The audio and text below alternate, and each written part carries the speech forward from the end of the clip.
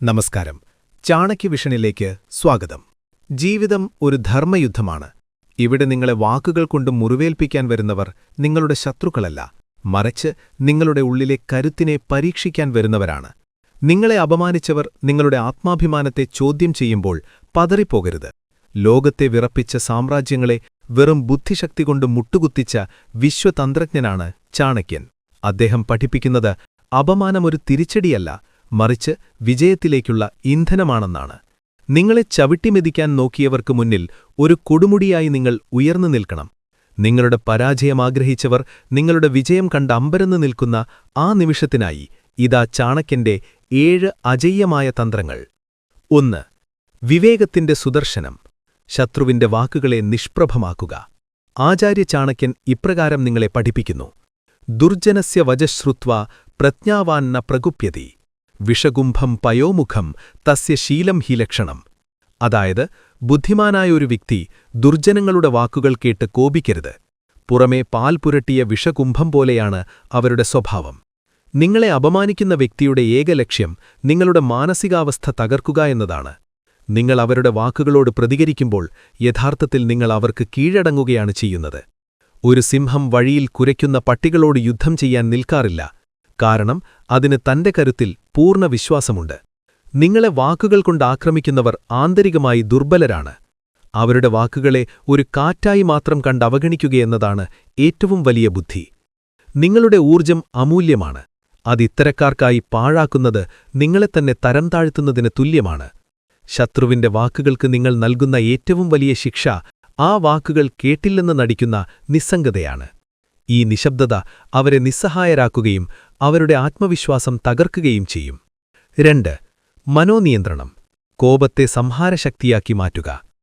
ക്രോധോ വിവേകസ്യ ശത്രുഃ അസ്തി, യസ്യ ക്രോധഃ സ ന വിവേകവാൻ. ക്രോധേന യുക്തഃ പുരുഷഃ കാര്യ അകാര്യം ന പശ്യതി. കോപം വിവേകത്തിന്റെ ശത്രുവാണ്. ദേഷ്യമുള്ളവന് ശരിയായ തീരുമാനങ്ങളെടുക്കാനോ കർമ്മങ്ങൾ തിരിച്ചറിയാനോ കഴിയില്ല. നിങ്ങളെ പ്രകോപിപ്പിക്കുക എന്നത് ശത്രു മെനയുന്ന ഒരു യുദ്ധതന്ത്രമാണ്.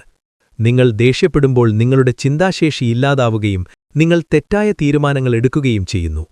ദേഷ്യം വരുമ്പോൾ ഒരു നിമിഷം ശാന്തമായി ഇരിക്കാൻ പഠിക്കുക. നിങ്ങളുടെ ആന്തരിക സമാധാനം മറ്റൊരാൾക്ക് തകർക്കാൻ കഴിയില്ലെന്നുറപ്പിക്കുക. മൗനം പാലിക്കുന്നത് നിങ്ങളുടെ ബലഹീനതയല്ല, മറിച്ച് നിങ്ങളുടെ അജയ്യമായ ആത്മനിയന്ത്രണത്തിന്റെ അടയാളമാണ്. ശബ്ദമുയർത്താതെ തന്നെ ഒരാളെ തകർക്കാൻ മൗനത്തിന് അതിശക്തമായ കഴിവുണ്ട്.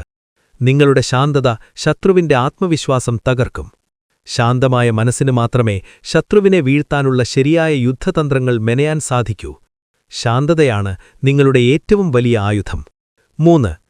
കർമ്മപഥത്തിലെ സിംഹവീര്യം. വിജയമാണ് ഏക മറുപടി. സിദ്ധിം വിന്ദതി കർമ്മണ നതു കേവലേന ഭാഷണേന, ശത്രോഹോ ഈർഷയാഹ പ്രതിശോധഃ തവ ഉത്കർഷഃ ഏവാസ്തി. സംസാരം കൊണ്ടല്ല, കർമ്മം കൊണ്ടാണ് സിദ്ധി ലഭിക്കുന്നത്.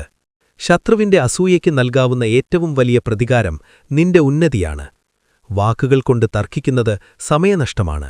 പകരം നിങ്ങളെ അപമാനിച്ചവർക്ക് നിങ്ങൾ നൽകേണ്ട ഏക മറുപടി നിങ്ങളുടെ വിജയമാണ്. അവർ നിങ്ങളെ എവിടെയാണോ തരം താഴ്ത്തിയത് അവിടെ ഏറ്റവും ഉന്നതനായി വളരുക. നിങ്ങളെ തടയാൻ ശ്രമിച്ചവർ നിങ്ങളുടെ ഉയർച്ച കണ്ട് അമ്പരന്ന് നിൽക്കുന്ന ആ നിമിഷത്തിനായി നിങ്ങളുടെ വിജയം അവരെക്കാൾ ഉച്ചത്തിൽ സംസാരിക്കും. നിങ്ങളെ പുച്ഛിച്ചവർ പിന്നീട് നിങ്ങളുടെ പേര് കേൾക്കുമ്പോൾ ബഹുമാനത്തോടെ തലകുനിക്കണമെന്ന് മനസ്സിലാക്കി പ്രവർത്തിക്കുക. അധ്വാനം നിശബ്ദമായിരിക്കട്ടെ, വിജയം ലോകത്തെ അറിയിക്കട്ടെ. ലോകമെപ്പോഴും വിജയികളെ മാത്രമേ ഓർമ്മിക്കുകയുള്ളൂ എന്ന് മനസ്സിലാക്കി പ്രവർത്തിക്കുക. നിങ്ങളുടെ ഓരോ ചുവടും വിജയത്തിലേക്കുള്ള കഠിനപാതയാകട്ടെ. 4. സ്വയം നവീകരണം. വിമർശനങ്ങളെ ചാണക്കല്ലുകളാക്കുക. ആത്മദോഷാൻ പരിത്യജ്യ പരദോഷാൻ ന പശ്യേത്, സംസ്കാരേണ ഹി ശുദ്ധ്യതി നതു ദോഷൈകദർശനാത്. സ്വന്തം തെറ്റുകൾ ഉപേക്ഷിക്കുക, മറ്റുള്ളവരുടെ തെറ്റുകൾ നോക്കാതിരിക്കുക. സ്വയം സംസ്കരിക്കുന്നതിലൂടെയാണ് ഒരാൾ ശുദ്ധനാകുന്നത്. മറ്റുള്ളവർ നിങ്ങളെ പരിഹസിക്കുമ്പോൾ തളരുന്നതിനു പകരം ഒരു നിമിഷം ആത്മപരിശോധന നടത്തുക. ആ വാക്കുകളിൽ എന്തെങ്കിലും ചെറിയ സത്യമുണ്ടോ എന്ന് പരിശോധിക്കുക. നിങ്ങളുടെ ഭാഗത്തെന്തെങ്കിലും കുറവുകളുണ്ടെങ്കിൽ അത് തിരുത്താനുള്ള അവസരമായി അതിനെ കാണുക. വിമർശനങ്ങളെ നിങ്ങളുടെ വളർച്ചയ്ക്കുള്ള വളമാക്കി മാറ്റുക. ഒരു ശില്പി കല്ലിനെ വെട്ടിമാറ്റി മനോഹരമായ വിഗ്രഹമാക്കുന്നതുപോലെ അപമാനങ്ങളെ നിങ്ങളുടെ വ്യക്തിത്വത്തെ മിനുക്കിയെടുക്കാൻ ഉപയോഗിക്കുക. നിങ്ങൾ കൂടുതൽ തികവുള്ളവനാകുമ്പോൾ ശത്രുവിന്റെ വാക്കുകൾക്ക് മൂർച്ച കുറയും. നിങ്ങളുടെ കുറവുകൾ നിങ്ങളുടെ കരുത്താക്കി മാറ്റുക എന്നതാണ് ചാണക്യതന്ത്രം. സ്വയം മെച്ചപ്പെടുത്തുന്നവനെ തോൽപ്പിക്കാൻ ഈ ലോകത്ത് ആർക്കും കഴിയില്ല. ആത്മവിശ്വാസമുള്ള ഒരു വ്യക്തിക്ക് ഏതൊരു പ്രതിസന്ധിയെയും കീഴടക്കാൻ സാധിക്കും. നിങ്ങളുടെ മനസ്സിനെ ഒരു കോട്ടയായി മാറ്റുക. 5. ആത്മവിശ്വാസത്തിന്റെ സാമ്രാജ്യം. സ്വന്തം മൂല്യം തിരിച്ചറിയുക. മനഹേവ മനുഷ്യാണാം കാരണം ബന്ധമോക്ഷയോഹോ ആത്മൈവ ഹ്യാത്മനോ ബന്ധുരാത്മൈവ രിപുരാത്മനഃ. മനുഷ്യരുടെ ബന്ധനത്തിനും മോക്ഷത്തിനും കാരണം മനസ്സ് തന്നെയാണ്. താൻ തന്നെയാണ് തന്റെ ബന്ധുവും ശത്രുവും.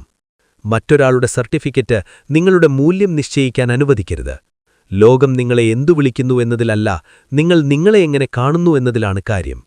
അപമാനിക്കപ്പെടുമ്പോൾ നിങ്ങളുടെ ആത്മാഭിമാനം തകരാൻ അനുവദിക്കരുത്. നിങ്ങൾ ആരാണെന്നും നിങ്ങളുടെ കഴിവുകളെന്താണെന്നും നിങ്ങൾക്ക് ബോധ്യമുണ്ടാകണം. മറ്റുള്ളവരുടെ അഭിപ്രായങ്ങൾ വെറും നിഴലുകൾ മാത്രമാണ്. നിങ്ങൾ യഥാർത്ഥ സൂര്യനാവുക. സ്വയം സ്നേഹിക്കാനും ബഹുമാനിക്കാനും പഠിച്ചവനെ ആർക്കും അപമാനിക്കാൻ കഴിയില്ല. നിങ്ങളുടെ ആന്തരിക ശക്തിയാണ് നിങ്ങളുടെ ഏറ്റവും വലിയ സമ്പത്ത്. ആത്മവിശ്വാസമുള്ള ഒരു വ്യക്തിക്ക് ഏതൊരു പ്രതിസന്ധിയെയും കീഴടക്കാൻ സാധിക്കും. നിങ്ങളുടെ മനസ്സിനെ ഒരു കോട്ടയായി മാറ്റുക. 6. മനോദലത്തിന്റെ തീജ്വാല. സന്തോഷമായിരിക്കുക. പ്രസന്നചേതസോ ഹ്യാശു ബുദ്ധിഃ പര്യവസ്ഥതേ ശത്രോഹോ പരാജയഃ തവ സ്മിതഹാസ്യേവ നിഹിതഃ. പ്രസന്നമായ മനസ്സുള്ളവന്റെ ബുദ്ധി വേഗത്തിലുറയ്ക്കുന്നു. ശത്രുവിന്റെ പരാജയം നിന്റെ പുഞ്ചിരിയിലടങ്ങിയിരിക്കുന്നു.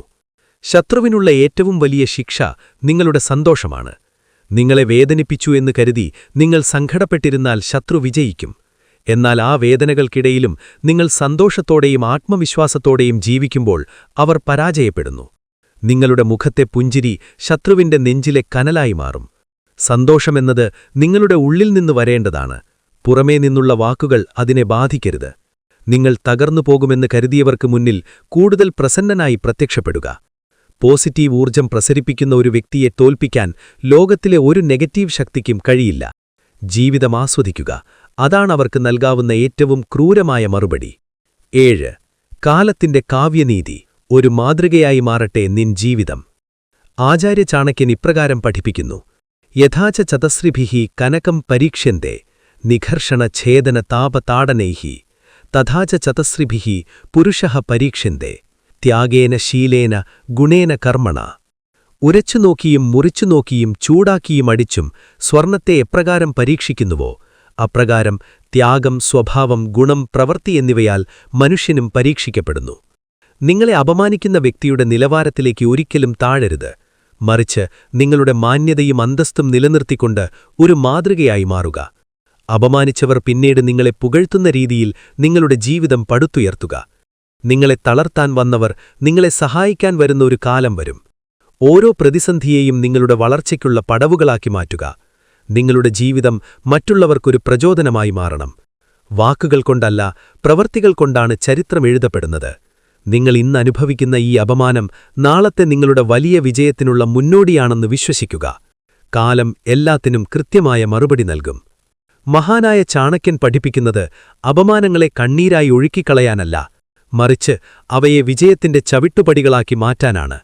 ഈ 7 തത്വങ്ങൾ നിങ്ങളുടെ ജീവിതത്തിൽ പകർത്തിയാൽ നിങ്ങളെ തരം താഴ്ത്തിയവർക്ക് മുന്നിൽ നിങ്ങളൊരു പർവ്വതമായി ഉയർന്നു നിൽക്കും. നിങ്ങളെ തകർക്കാൻ ശ്രമിച്ച ഓരോ വാക്കും നിങ്ങളെ കൂടുതൽ കരുത്തനാക്കട്ടെ. ഓർക്കുക, ചാണക്യന്റെ ശിഷ്യനായ ചന്ദ്രഗുപ്തൻ ഒരു സാമ്രാജ്യം പണിതത് അപമാനങ്ങളെ ആയുധമാക്കിയാണ്.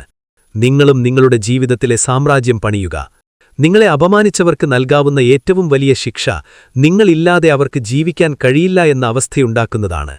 ആത്മവിശ്വാസത്തോടെ മുന്നേറുക. ലോകം നിങ്ങളുടെ കാൽക്കൽ വരും.